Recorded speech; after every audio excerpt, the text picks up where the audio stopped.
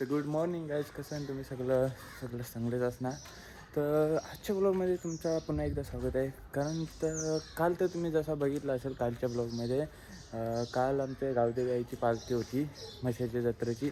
आणि आज देखील एक पालखी आहे जी म्हणजे आहे इथनं जाते त्र्यंबकेश्वरला म्हणजे एकदम म्हणजे मला पण तेवढं माहीत नाही नक्की. पण हा त्र्यंबकेश्वरची पालखी आहे, ती आता कुठे जाते कशी जाते ते आपण बघूया पुढे. माझ्या हिशोबात तर मानकुलीवर जाऊन ती थांबते पालखी. बट बघूया. बच्चा इकडे यार, तुझीच वाट बघत होतं. गुड मॉर्निंग गाईज, कसे आहेत तर तुम्ही? पालखीचा कसा हिशोब आहे? पालखीचा विषय कसा आहे, राम मंदिरातून पालखी निघणार नाही.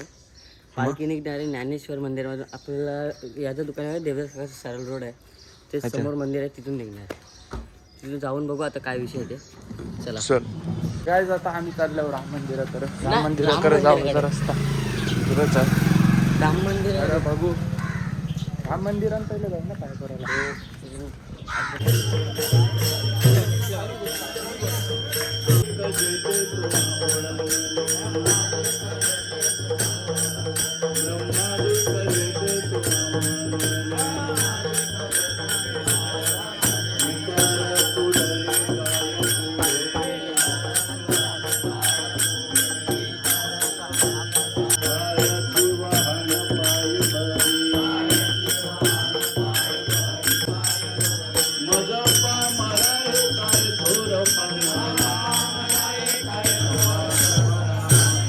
काय आता पालखी चालू झाली. बच्चा बरोबर म्हणजे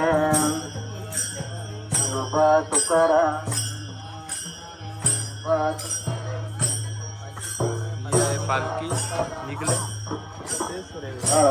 तुकाराम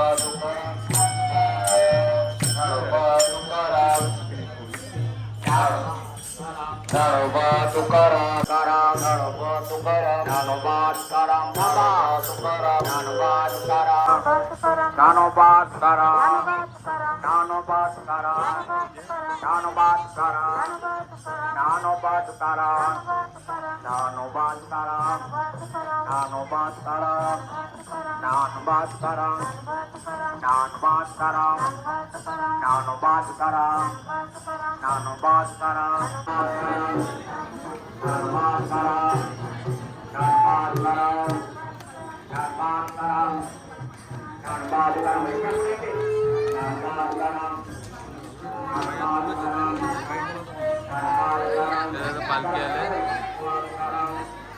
काय आता पालखी पुसले, पाय वगैरे पडताना इथं पालखी मागे ही बघा समोरच आहे. काकांनी घेतले. बाकी वाजवणार जेला ही माणसे आले आरती करायला. जे बघा आमच्या समोरचा आमच्या आलींचा एक मिनी ब्लॉगर आले पाया पडायला जरा पुण्य कमवायला.